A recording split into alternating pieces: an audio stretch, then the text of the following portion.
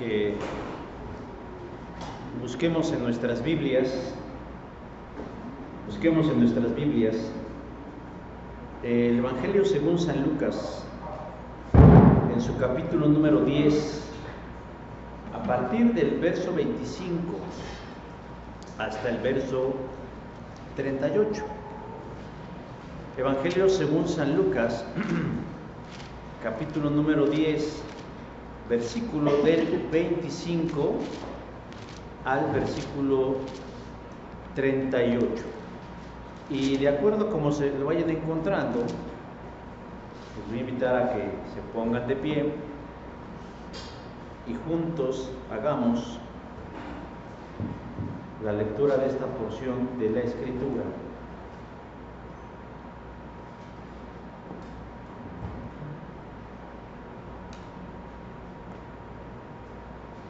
Evangelio según San Lucas, capítulo número 10, versos del 25 al 38. Yo leo el verso 25, ustedes el 26, y nos juntamos todos en el versículo 38. ¿Amén? Amén. Y dice así: He aquí un intérprete de la ley se levantó y dijo para probarle: Maestro, ¿haciendo qué cosa heredaré la vida eterna? Él le dijo: ¿Qué está escrito en la ley? ¿Cómo es? Aquel respondiendo dijo: Amarás al Señor tu Dios con todo tu corazón y con toda tu alma y con todas tus fuerzas y con toda tu mente, y a tu prójimo como a ti mismo. Y le dijo: ¿Quién ha respondido? Haz esto y vivirás. Pero él, queriendo justificarse a sí mismo, dijo a Jesús: ¿Y quién es mi prójimo? Respondiendo Jesús dijo: Un hombre descendía de Jerusalén a Jericó y cayó en manos de ladrones, los cuales le despojaron e hiriéndole se fueron, dejándole de muertos. Aconteció que descendió un sacerdote por aquel camino y viéndole pasó de largo. Asimismo un levita, llegando cerca de aquel lugar y viéndole pasó de largo. Pero un samaritano que iba de camino vino cerca de él y viéndole fue movido a misericordia. Y acercándose vendó sus heridas, echándole de aceite y vino, y poniéndole en su cabalgadura, lo llevó a Asón y cuidó de él.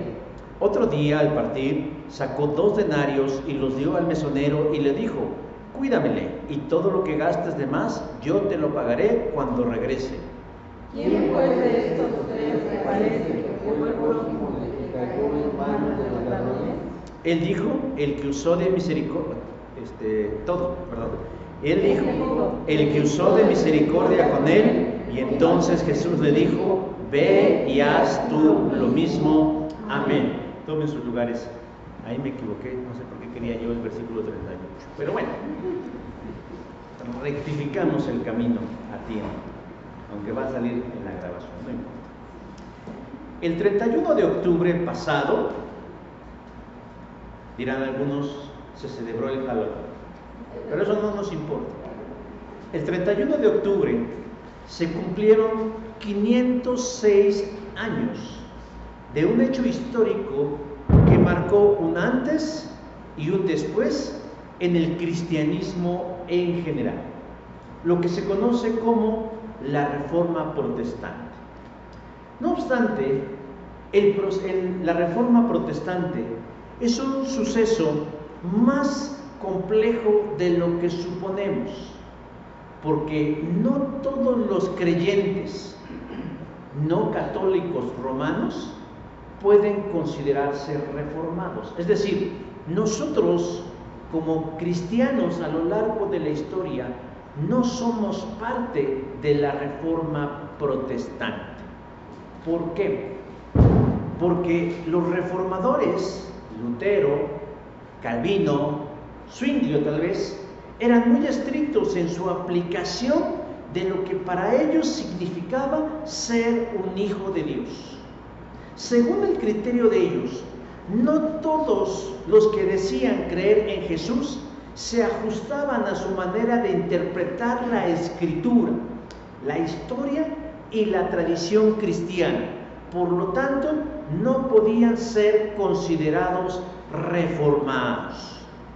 Afortunadamente, uno como bautista, no buscamos el título ni la validación de estos grupos históricos, porque a lo largo de la historia del cristianismo, a los seguidores de Jesús se les ha llamado de diferentes maneras: los de Cristo, los nazarenos, los del camino, los de la secta del Nazareno, reformados, protestantes, católicos, etcétera, etcétera, etcétera.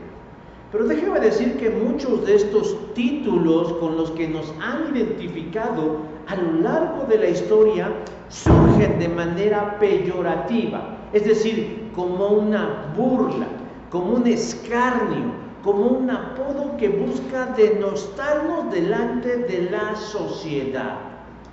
Actualmente, el rótulo que más se utiliza para reconocernos como el pueblo de Dios es el de cristiano, aunque en honor a la verdad tenemos que reconocer que hoy decirse cristiano se ha vuelto algo tan confuso, tan ambiguo, tan general, que inclusive los sectarios como los mormones, los testigos de Jehová y los adventistas del séptimo día se consideran a sí mismos cristianos. A mí en lo personal me gusta más identificarme como seguidor de Jesús que cristiano, porque realmente me siento que me llega un poquito más en lo que hago con Cristo. Pero ¿saben? Sí existe un nombre o un título que nos distinga como creyentes de Jesús y que nos diferencie de los demás. Es muy específico. ¿Y saben cuál es? Es el título de evangélico. Porque cuando uno se identifica como evangélico, inmediatamente nos diferencian de los católicos romanos, nos diferencian de los sectarios, cualquiera que estos sean. Pero ¿saben en qué consiste esa diferencia que va más allá de un simple nombre? 4 cosas distinguen a un evangélico. Primero, que es cristocéntrico. Un creyente evangélico tiene a Cristo como el centro de su vida. Segundo, es sola escritura o biblista. La Biblia es su máxima norma de autoridad. Todo lo pasa por el tamiz de la escritura. No tiene otro libro sagrado más que la escritura. Tercero, cree en el nuevo nacimiento como requisito para ingresar a la iglesia y para entrar en el cielo. Y cuarto, es activista, hace buenas obras en pos de los demás. No pierda de vista esta cuarta característica de ser un evangélico: aquel que hace buenas obras en pos de los demás. Un experto de la ley mosaica se para delante de Jesús y paradójicamente le plantea una pregunta para la cual él ya tiene una respuesta, porque es un erudito de la ley, y le dice: Maestro, ¿haciendo qué cosa heredaré la vida eterna? Esta es la segunda vez que a Jesús le hacen esa pregunta. ¿Alguien sabe quién más le hizo a Jesús esa pregunta? El joven rico. También le dijo: ¿haciendo qué cosa heredaré la vida eterna? Marcos capítulo 10, del 17 al 22. Pero Jesús le responde, aludiendo a que él como escriba ha leído la escritura, y le dice: pues ¿qué dice la escritura? ¿Qué es lo que has leído? Versículo 26. ¿Se dan cuenta de algo importante? Jesús no le está preguntando qué piensa o qué entiende de la escritura, sino qué dice el texto que ya has leído. Y nada más como un paréntesis, he ahí el problema del cristianismo, que la gente cree que puede decir lo que le venga en gana en relación de lo que dice la Escritura. Pero Jesús, que es sola Escritura, le pregunta al escriba, pues ¿qué dice la Biblia? ¿Qué es lo que lees? Nosotros tenemos libertad de análisis de la Escritura, pero no tenemos libertad de interpretación de la Escritura. Yo no puedo torcerla a mi capricho, sino de acuerdo a lo que Dios quiere decirnos.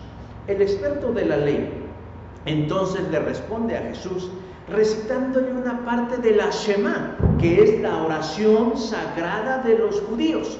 Amarás al Señor tu Dios con todo tu corazón, con toda tu alma, con todas tus fuerzas y con toda tu mente. Versículo 27. Pero además el erudito le añade Levítico 19:18, y a tu prójimo como a ti mismo. Jesús se siente contento porque el hombre ha hecho un perfecto trabajo hermenéutico del texto. Bien has respondido, versículo 28. Y lo despide. Ve y hazle así. Pero entonces, hermanos, como dice el refrán, el cazador salió cazado. Porque si al principio la intención de su pregunta era meterle un 4 al Señor, darle un torito al maestro, quedó con una inquietud en el corazón. Y entonces de manera sincera, de manera honesta, con una verdadera inquietud del alma, él le pregunta a Jesús, bueno, y entonces, ¿quién es mi prójimo? Esto parece ser una pregunta obvia y evidente, pero que encierra una gran profundidad que hasta el día de hoy, aunque nosotros no nos planteemos la pregunta con tanta claridad como ese hombre, también a veces nos hemos preguntado, ¿quién es mi prójimo? ¿A quién es aquel a quien Jesús dice que yo debo amar como a mí mismo? Hoy en este día, hermanos, cuando la necesidad está tan cerca de nosotros, a nuestro alcance, resulta imprescindible tal vez preguntarnos quién es el prójimo y qué debemos hacer en consecuencia de descubrir quién es mi prójimo. Jesús va a responderle al erudito, pero también a nosotros, porque de eso se trata, hermanos, ser un evangélico, un cristiano evangélico, de distinguirnos de los otros que tienen muchos títulos, reformados, protestantes, sectarios, romanos y cristianos en general, y decir que somos evangélicos. ¿Por qué? Porque hacemos obra en favor de los demás. ¿De qué manera? Haciendo activismo por ello. Pero por eso es pertinente que nosotros sepamos quién es mi prójimo y cómo debo actuar como tal. Por eso, hermanos, hagámosle al pasaje la pregunta de este hombre, que también es nuestra. Y bueno, ¿quién es mi prójimo? Y el Señor Jesús nos va a dar en la parábola del buen samaritano 3 respuestas fundamentales. La primera de ellas nos dice que mi prójimo es aquel que establece contacto con el otro. Versículo 33. Vino cerca de él y viéndole fue movido a misericordia. Bueno, se esperaría que el erudito en la ley supiera esta respuesta. Y se espera que nosotros como cristianos que ya hemos transitado algunos años en la fe, sepamos esta respuesta. Pero parece que en momentos de necesidad y de crisis, a muchos se les olvida quién es el prójimo. Jesús utilizará un método interesante para enseñarnos quién es el prójimo. Pero primero vamos a definir qué es un prójimo. Lucas, quien es el escritor de la parábola, quien tomó las palabras de Jesús, utilizan la palabra griega plesión para traducir prójimo. Y la palabra plesión significa vecino, amigo o compañero. Pero a la luz de la interpretación debemos decir que un prójimo es aquel que está cercano a otros, como un vecino, como un amigo o como un hermano. Y que entonces Jesús ahora, sabiendo lo que significa prójimo, le contará una historia a este hombre y a nosotros donde hay 4 personajes fundamentales. Y cada uno de ellos juega un papel importante en la enseñanza de Jesús. El primer personaje nos dice que vino un hombre seguramente judío que descendía de Jerusalén a Jericó, versículo número 30. Era sabido por muchos que la ruta de Jerusalén a Jericó era muy peligrosa. ¿Por qué? Porque era un camino lleno de cavernas, de cuevas, en las que los ladrones se escondían para asaltar con cierta facilidad a los incautos que se atrevían a pasar por ahí. Y así es como sucedió. Este hombre que descendía de Jerusalén a Jericó, dice verso 30, cayó en manos de ladrones, los cuales lo despojaron e hiriéndole se fueron dejándolo medio muerto.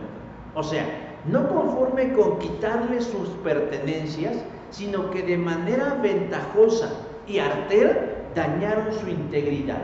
Ya que sea golpeándolo o hiriéndolo con algún tipo de instrumento. Lo cierto es que el hombre queda casi medio muerto a la mitad del camino. Este es el primer personaje de la historia. Una víctima que está en un evidente estado de necesidad. Inmediatamente entra en acción el segundo personaje. Un sacerdote del templo, verso 31. Era común que los que trabajaban en el templo transitaran por ese camino. Luego de prestar su servicio en el templo, utilizaban el camino de Jerusalén a Jericó para irse a sus casas a descansar. Pero alguien se preguntará, si el camino era tan peligroso, ¿cómo es que los sacerdotes lo utilizaban? Pues muy sencillo. Precisamente por su calidad y su cargo sacerdotal, los ladrones que tenían todavía un poco de moral, respetaban a esas personas y no las tocaban. Sin embargo, nada es garantía de totalidad y tal vez habría excepciones. Tal es el caso de este hombre que dice que cuando vio al herido tirado literalmente en el camino, viéndole pasó de largo, versículo 31. ¿Por qué pasó de largo? Por 2 razones fundamentales, o por 2 hipótesis claramente. La primera es que tal vez él temía ser asaltado por los ladrones y no quería sumarse a la estadística de la delincuencia en Palestina. Pero una segunda alternativa es que tal vez él, por su cargo sacerdotal, no haya querido tocar al herido y así contaminarse y dejar de servir en el templo por algunos días. El chiste es que a final de cuentas el sacerdote fue insensible porque viéndole pasó de largo. Aparece el tercer personaje, un levita, otro habitante del templo, un ayudante de los sacerdotes que también utilizaba la misma ruta. Este también vio al herido y debió haber quedado el herido de tal forma que era imposible no mirarlo para quien transitara por ahí. Pero al igual que su compañero, versículo 32, viéndole pasó de largo. También lo esquivó. Y es entonces cuando aparece el héroe de la película, el cuarto personaje de la historia, el cual sería un duro golpe para los judíos que escuchaban la parábola, porque se esperaría que dentro de la historia el héroe fuera otro judío, es decir, el sacerdote era judío, el levita era judío, la víctima era judía, y se esperaba que el tercero, el que sí ayudara al hermano en desgracia, fuera otro judío. Pero Jesús les daría un revés. porque Él quiere marcar una pauta acerca de que conozcamos qué significa ser un prójimo. Y a veces es quien menos se esperaba. Un samaritano, un aborrecido y bastardo samaritano según la concepción judía. Ya he explicado en otras ocasiones por qué había esta animadversión entre ellos. El samaritano también va por el camino, pero él, a diferencia del sacerdote y a diferencia del levita, no tiene garantía de seguridad. Sobre él pesa la amenaza de también ser asaltado y violentado por los mismos que dañaron al hombre tirado. Repentinamente ese hombre va y ve algo tirado en el suelo. Y si dije bien, algo tirado en el suelo, no a alguien tirado en el suelo. Y ahorita les digo por qué dijo que él vio algo. Porque dice, versículo 33, que vino cerca, es decir, él vio algo, no sabía qué era, si era una roca, si era un animal, qué era ese bulto que estaba a la mitad del camino. Y dice el verso 33 que él tuvo que acercarse para verificar qué era eso que estaba ahí. Una vez que se da cuenta que es una persona, que es un individuo en medio del camino y que está herido, dice que entonces que él lo miró, que él lo vio, al igual que hicieron los dos anteriores, con la clara distinción que lo miró de manera distinta. No lo miró con los ojos de la indiferencia, no lo miró con los ojos físicos de quien mira sin ver, sino que los miró con los ojos del alma. Verso 33, porque al mirarlo, dice, fue movido a misericordia. La palabra misericordia es traducida del griego esplasmosomani, que significa sentir algo en lo más profundo de nuestro ser. Es decir, no es meramente un sentimiento volátil de ay, me siento mal, sino que verdaderamente él se sintió con una gran compasión hacia ese hombre. De ahí que se diga que misericordia significa sentir la miseria del otro en mi corazón. Misericordia. Ese hombre está viendo a un extranjero judío herido, ensangrentado, despojado, caído, y no simplemente dice ¡qué barbaridad!, sino que su corazón se quebranta, se duele, se conduele, se estruja. Y entonces dice que él entonces toma una decisión. ¿Cuál es? La de acercarse a él y establecer un contacto físico. Versículo 34.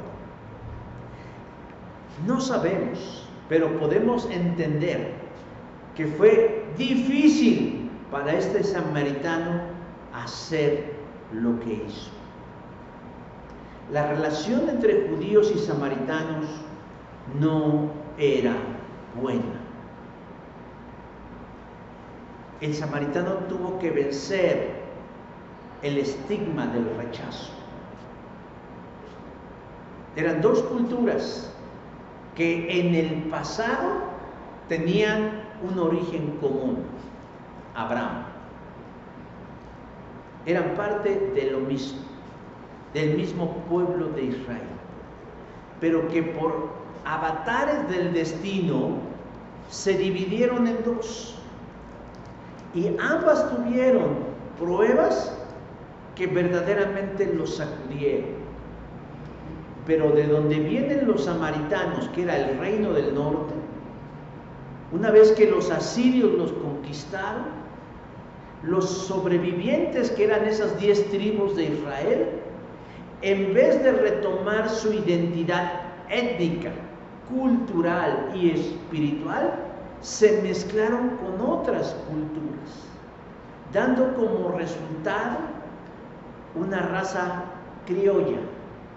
Ya no eran israelitas, pero tampoco eran filisteos, ni amorreos, ni eteos, ni fereceos, ni asmorreos, y se autollamaron samaritanos. Para los judíos o la gente de Judá, eso representaba algo abominable, detestable y traicionero. Y fue una pugna que duró por muchos tiempos. Tanto era el odio de unos hacia los otros que los judíos los consideraban peor que los perros. Y los samaritanos, en respuesta a su rechazo, los odiaban. Cuenta una vieja tradición rabínica que en venganza por ese rechazo, un grupo de samaritanos pudo penetrar la guardia del templo y arrojaron huesos de animales en el altar de Dios para ofenderlos y para injuriarlos, y lo lograron. Lo que sí es cierto, hermanos, es que en ese momento un judío herido y un samaritano condolido por él están ahí. Y es un momento en dejar esas cosas en el olvido, porque el samaritano olvidó en ese instante siglos de rechazo, de odio, y en ese momento toca al que étnicamente era su enemigo. Hermanos, ¿quién es mi prójimo? Para empezar, la pregunta está mal planteada, porque el hombre la planteó en relación de quién de los de allá es mi prójimo. Pero Jesús, a través de la historia, nos enseña: no estés buscando quién es tu prójimo, porque el prójimo eres tú. Porque el prójimo eres tú. Por eso, cuando contestamos ¿quién es mi prójimo?, es aquel que está cercano.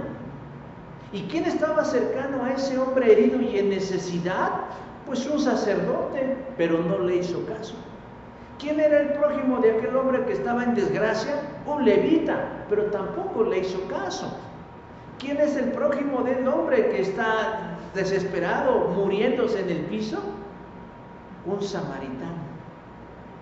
Un samaritano que reconoció en ese momento que él era el cercano de aquel que estaba padeciendo y que lo necesitaba, y que debía dejar de lado su propia agenda, que debía dejar de lado sus prejuicios, que debía dejar de lado su pasado, su rechazo, y hacer contacto con esa persona, movido e incitado por el amor de Dios. A veces nosotros decimos: pues, ¿quién será mi prójimo? Pues yo soy el prójimo de un mundo necesitado.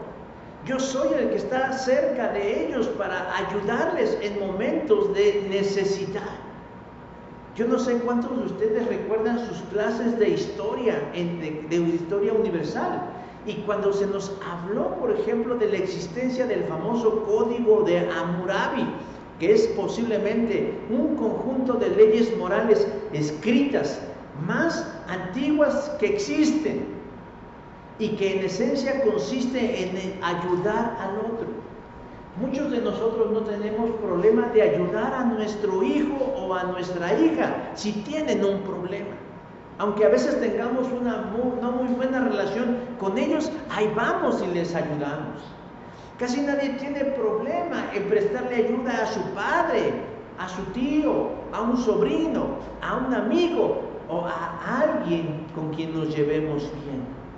Pero el Código de Hammurabi lo que enseña es que muchas veces nosotros tenemos que mirar más allá de nuestra barda y decir que tienes que ayudar al otro. La virtud está en ayudar al otro que no es tu hijo, al hijo de otro, a la viuda del otro, a los padres de otro que no son tus padres y no es tu familia, estableciendo vínculos con ellos y creando puentes con ellos, y hacer algo que solamente mirar la desgracia de aquellos que no tienen nada que ver conmigo, y convertirme en el prójimo, porque yo debo estar cercanos a ellos.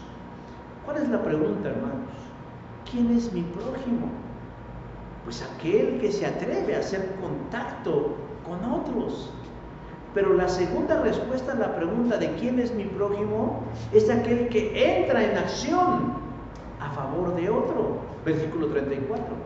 vendó sus heridas, echándoles aceite y vino y poniéndole en su cabalgadura. El samaritano ya vio al hombre herido. Su corazón es movido a misericordia y se acerca y lo toca. Percibe que está vivo y procede a curar sus heridas. Trae su botiquín de primeros auxilios. Trae su botiquín, vino y aceite. El vino, que contiene alcohol, que se forma mediante la fermentación de las uvas, sirve como un antiséptico para evitar que las heridas de ese hombre se infecten. Claro que eso no lo sabían ellos, pero empíricamente intuían que de algo servía y que las heridas no se complicaban. El aceite se lo pone como un bálsamo que le ayudará a aliviar los dolores y a reactivar la circulación, porque sabrá Dios cuánto tiempo lleva ese hombre ahí postrado. Y con lo que lleva, porque no crea usted que en su botiquín llevaba vendas, no, sino tal vez con pedazos de tela o partes de prendas suyas. Dice, vendó sus heridas. ¿Para qué? Pues para protegerlas de la intemperie y también evitar complicaciones. Eso, hermanos, es un acto de amor. ¿Que lo hacemos por nuestros hijos? Sí. ¿Que lo hacemos por nuestros padres? Sí. Pero ¿se lo haríamos a un extraño? Extraño en el sentido de que no nos une un vínculo de apellido o de biología, es decir, que no es mi sangre. Si usted lo mira en la calle, o si es un vecino que de pronto se encuentra enfermo, a lo mejor postrado años o semanas, y tal vez en su cuerpo ya se formaron úlceras o escaras, ¿usted se atrevería a ir y hacerle una curación, haciendo de lado tal vez su asco, su repulsión o cualquier otra cosa? Este hombre lo hace. Este hombre lo hace. Y es un acto de amor y de cuidado para quien está en desgracia.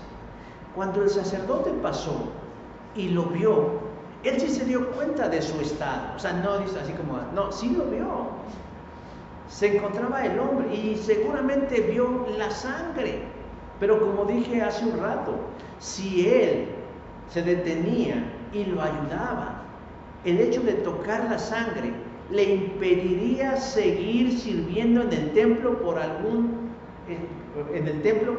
tiempo. Y él no quería dejar de vivir su vida por ayudar a un extraño, aunque fuera un paisano suyo, paisano en el sentido de que fuera judío, no que fuera su familiar. Dice el Nuevo Testamento, Nueva Vida, traduce la frase del verso 31 que dice, y siguió por el otro lado.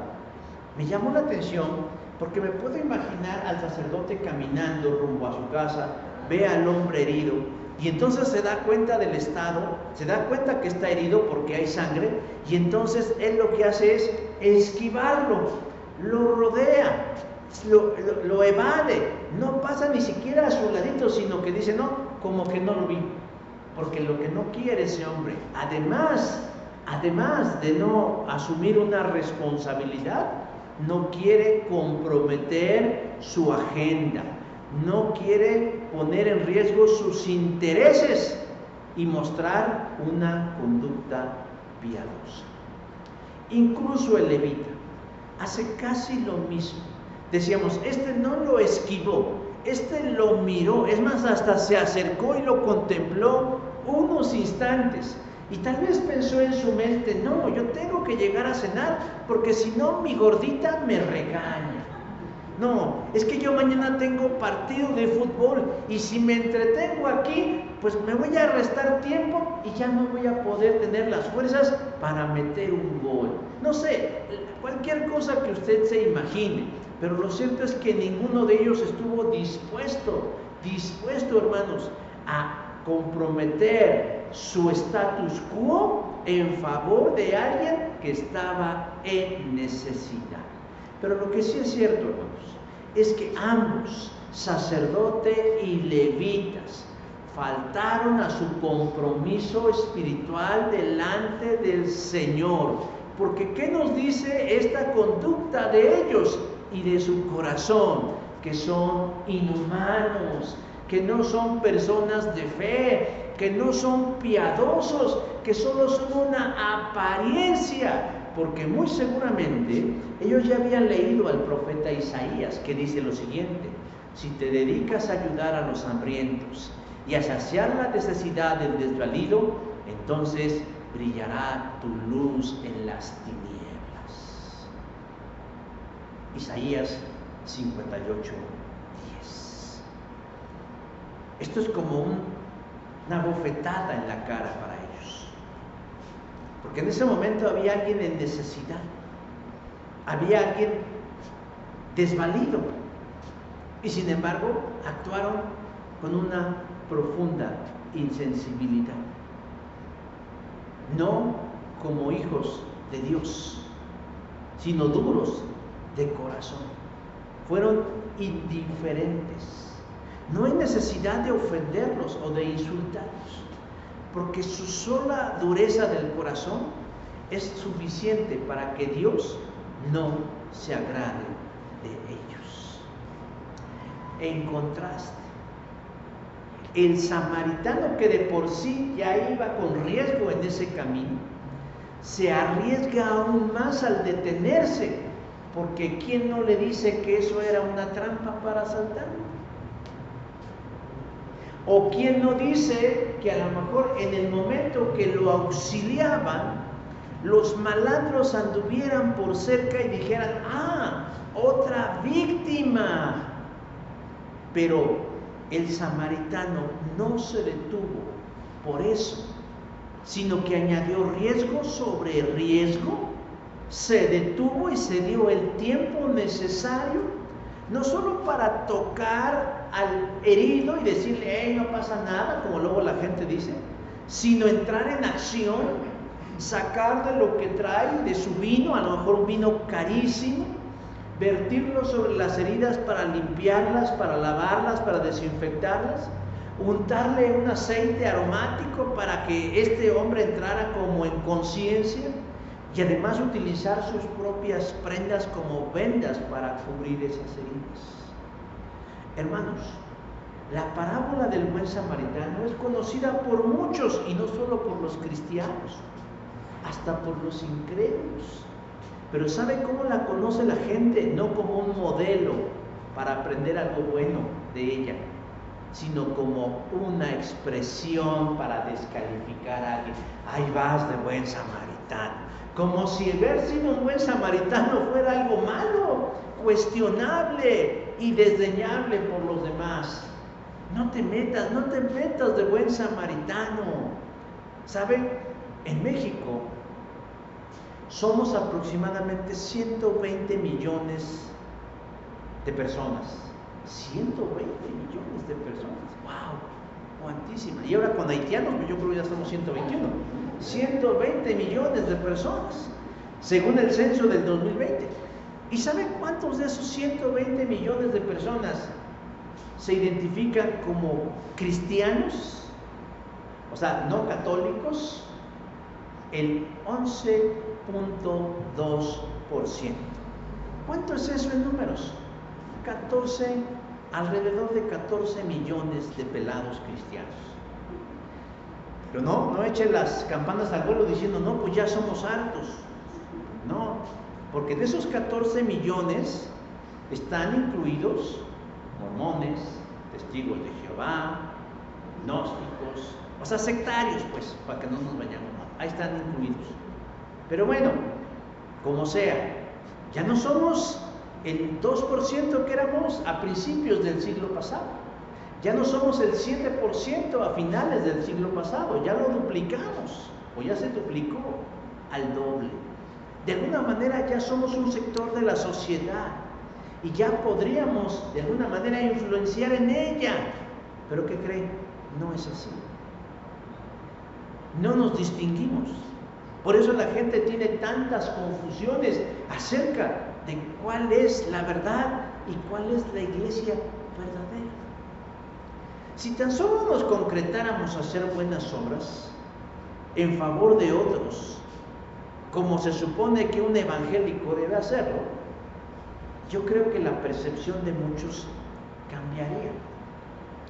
Yo sé que suena injusto porque habrá por ahí alguien que diga, no, si yo sí ayudo a los demás, bueno, pero lamentablemente no es la mayoría.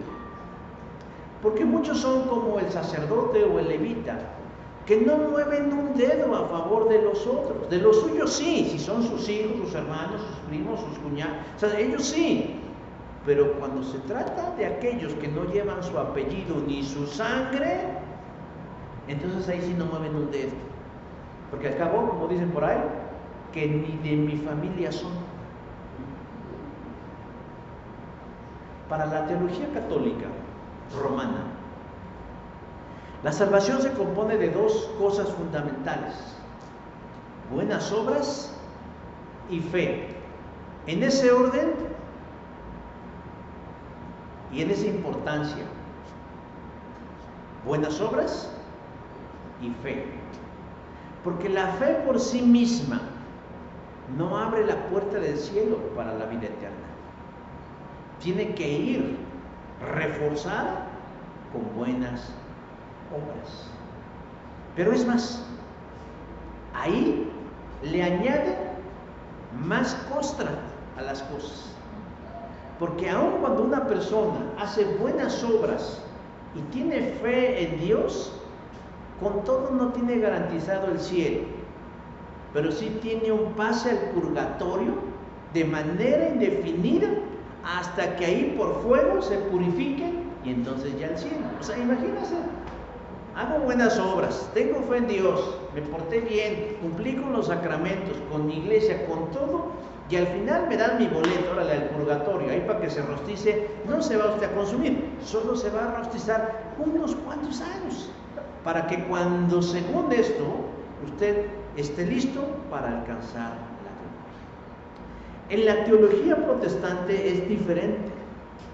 Nace oficialmente con Lutero en 1517, porque él descubre en la Escritura que la fe proveniente de Dios es suficiente para recibir la vida eterna. El justo, por la fe, vivirá. Pero hay un pequeño gran detalle en la reforma de Martín Lutero. Ni modo, hay que ser honestos. Porque resulta que Martín Lutero alteró la Escritura. En su traducción al alemán, que era su lengua nativa, él le añadió la palabra sola al texto de Romanos 1:17. Y en su versión se leía: el justo solo por la fe vivirá. Dios no necesita de esas mañas, hermanos. Dios no necesita que mintamos. En su afán de decir que las obras ya no eran importantes para la salvación, Lutero alteró la Escritura añadiendo la palabra sola. De ahí viene la sola fe. Claro, el texto ya por sí mismo dice que la fe por sí misma nos da vida eterna, pero no había necesidad de añadirle la sola. Pero bueno, él lo hizo. Pero el atrevimiento de Lutero fue aún más allá. ¿Por qué? Porque en esa traducción que hizo de las Escrituras, él quitó la carta de Santiago por considerarla que su contenido, cuando dice que una fe sin obra es muerta, contradecía la voluntad de Dios. Claro, después la volvió a incluir, pero mientras, en ese exabrupto, él hizo eso. Ahora, ¿por qué les estoy, diciendo todo esto?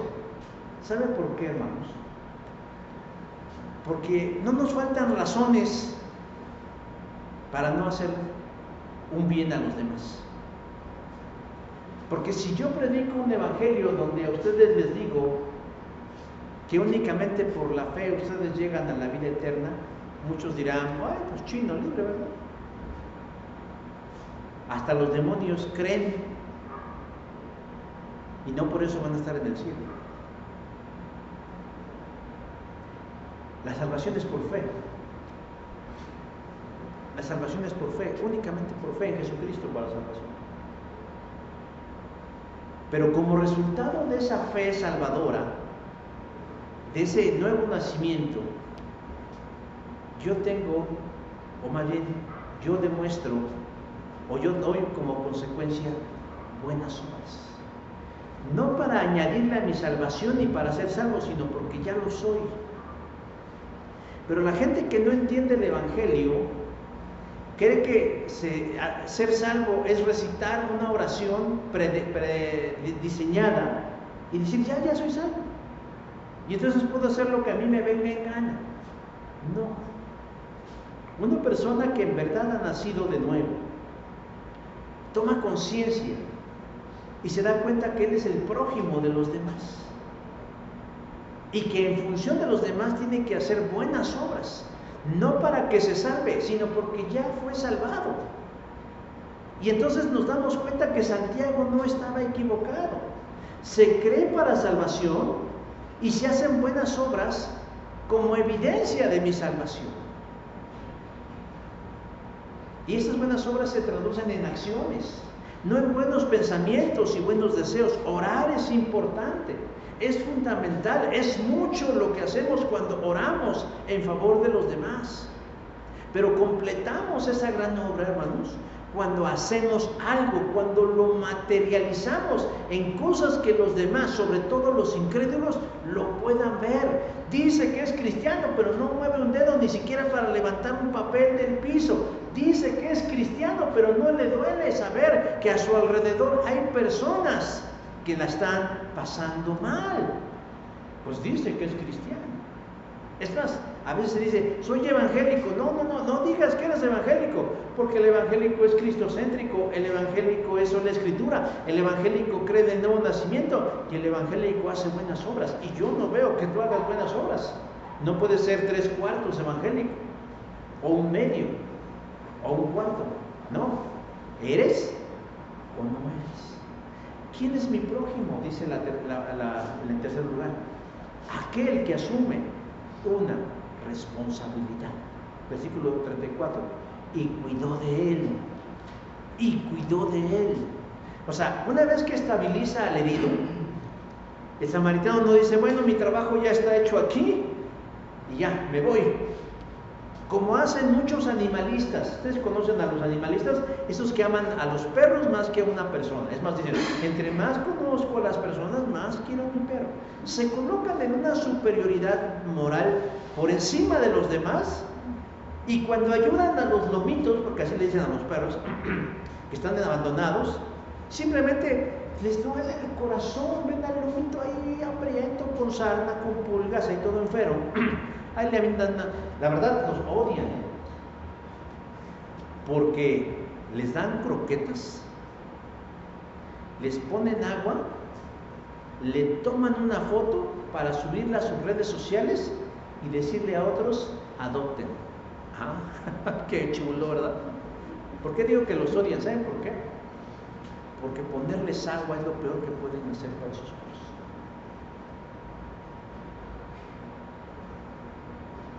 Si viene un perro con moquillo y toma de esa agua, ya infectó a todos los que van a tomar de esa agua. Si viene un perro con herpes o con cualquier otro bicho que los daña a ellos, el segundo que pase y tome de esa agua ya se infectó. Y ya crearon una epidemia en los pobres perros. Dirán, entonces, ¿qué hacemos? Bueno, pues si van a hacer las cosas, háganlas bien. Adopten a esos perros.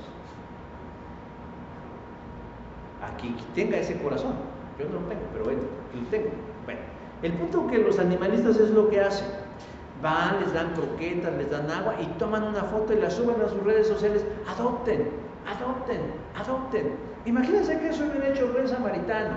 Va ahí, ya curó al otro, ya le puso sus vendas, le puso su aceite, su vino, toma la foto, la sube a su red social y digan, ayuden al pobre hombre. No, este hombre no hizo eso, se hizo responsable. responde por esa persona. Eso significa responsabilidad. No esperó a que otro lo hiciera, él asume una responsabilidad. Dice que lo subió a su cabalgadura. Ahora, yo cuando leía la parábola y decía lo subía en su cabalgadura, yo me imaginaba que traía un cuarto de milla, un árabe así, de pura sangre, de esos caballos así.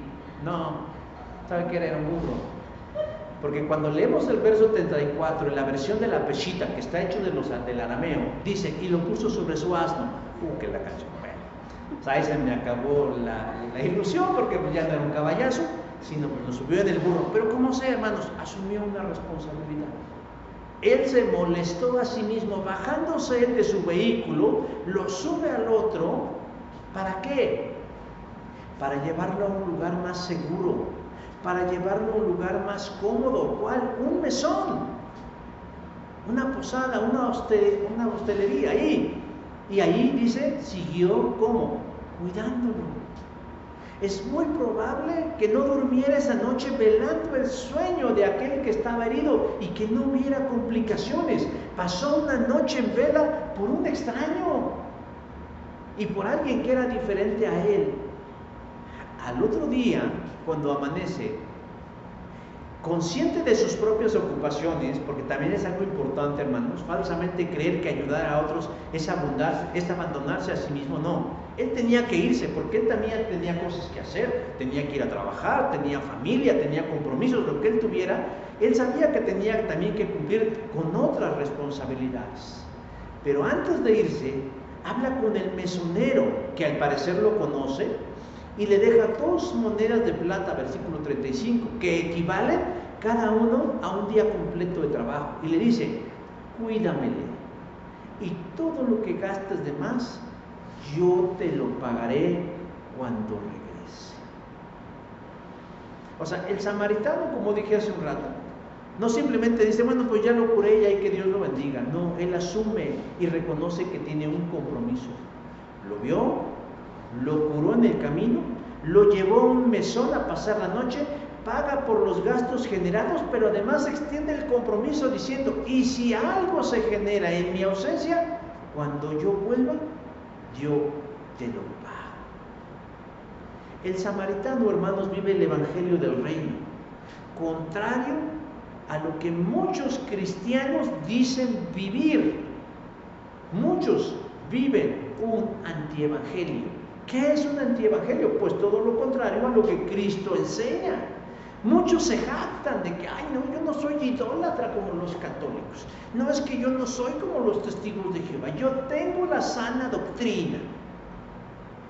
Pero en su vida cotidiana les falta un elemento fundamental: portarse como un prójimo de los demás, como un verdadero sacerdote. No como aquel que cuando lo vio, lo esquivó. Aquel que hizo como que no lo vio. Nosotros que hemos militado algunos años en la fe, conocemos algunas enseñanzas de Cristo. Por ejemplo, ama a tus enemigos, ora por los que te persiguen, de manera que estarás actuando como un verdadero hijo del Padre que está en los cielos. Mateo 5:44. Pero eso suena muy bonito en la iglesia, en el culto, en la clase, en la reunión. Pero en la vida cotidiana no sucede así. La gente no se habla, no se saluda, la gente no se ayuda. Es más, tienen rencores del pasado que siguen cargándole sobre sus espaldas, porque no son capaces de perdonar a su padre, a su madre, a su hermano, a su hijo, a su vecino, cuando Jesús ha dicho que oremos por los que nos persiguen. Y que si hacemos así, actuaremos como verdaderos hijos del Padre. Y eso es solo un ejemplo de las muchas cosas. En la realidad, hermanos, cuando una gente está herida por otro, lo que busca es venganza. Y así no actuaría un hijo de Dios. Hace un momento dije que la parábola del buen samaritano, la gente la utiliza con prejuicio y no como un modelo a seguir. ¿Y sabe por qué? Porque nos da miedo el compromiso. Porque nos pone como en riesgo. Oyes, ¿y si abusa de mí? ¿Y si después no me lo puedo quitar de encima? ¿Y si después me pide cosas que yo no le pueda decir? Bueno, la verdad, hermanos, es que el hecho de que el buen samaritano haya ayudado al judío no implicaba que lo iba a mantener el resto de su vida, ni tampoco que a partir de ese momento él iba a fundar un centro de ayuda para todos los viajantes de ese camino que fueran heridos. O sea, no implicaba eso. Él sabía que era una necesidad temporal y que en el momento en el que ese hombre pudiera valerse por sí mismo, su ayuda habría terminado. Recién terminamos nuestros cursos de dones espirituales, hermanos. Y cuando vimos el don de ayudas, que se encuentra en primera los Corintios 12, 28, a mí me llamó la atención que cuando leíamos la definición decía, sirve para responder voluntariamente a resolver necesidades temporales de otros. Temporales de otros.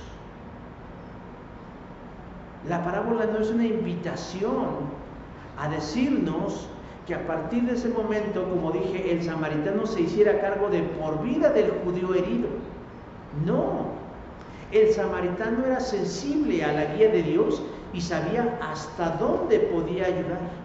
Cuando él ya lo hubiera mejorado y su vida no estuviera en riesgo, entonces ya se acabó mi papel ahí. Pero mientras tanto él no rehuyó a asistirlo, y nosotros tampoco debemos hacerlo.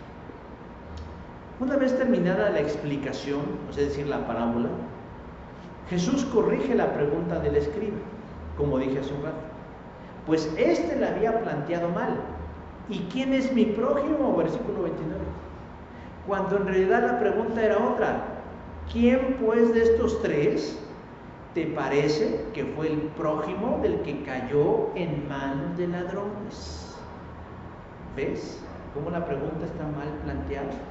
Tú estás diciendo, ¿quién es mi prójimo? Cuando Dios te está diciendo, tú eres el prójimo. Porque a la luz de la parábola, ¿quién de los tres te parece que fue el prójimo del que cayó en manos de ladrones? Y el hombre tuvo, con todo el dolor de su corazón, aceptar que fue aquel que usó de misericordia con él. Versículo 37. Uno es el que debe ser el prójimo de los demás. Máxime de aquel que está en necesidad, sea mi conocido o no. Incluso si es una persona contraria a mi manera de ser. Yo sé que no es fácil, pero tampoco es imposible. ¿Por qué?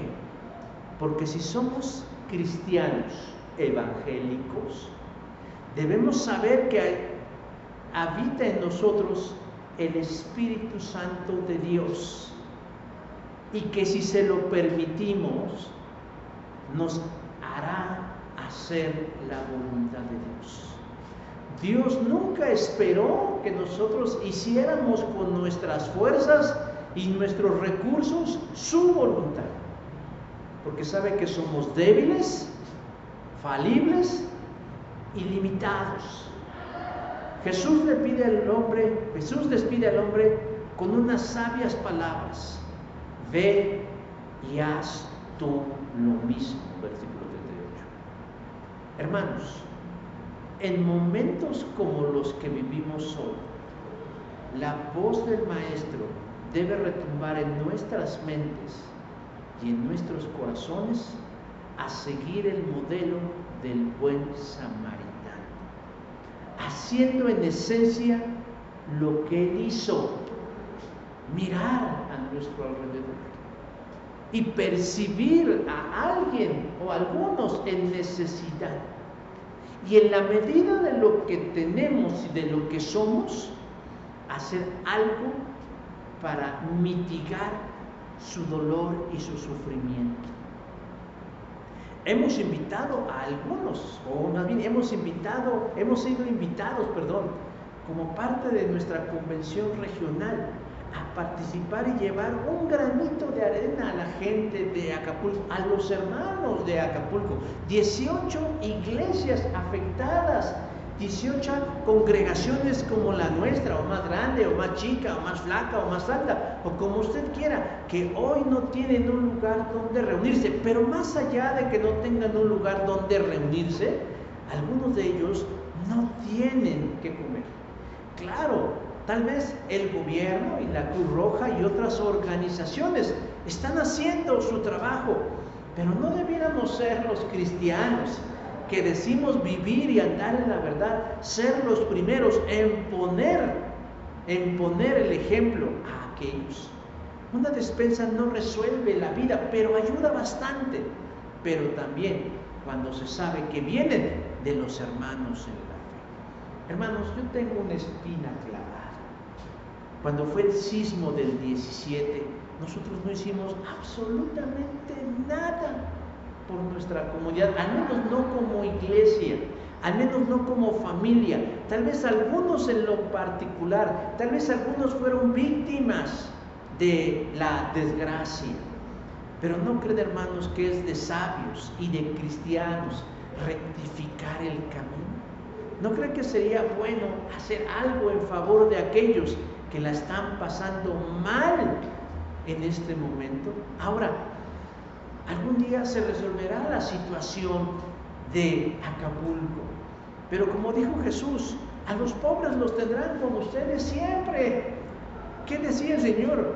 Pues siempre habrá alguien en necesidad a nuestro alrededor, a lo mejor un haitiano, a lo mejor un vecino, a lo mejor un amigo o alguien que está a nuestro alrededor y que la están pasando mal.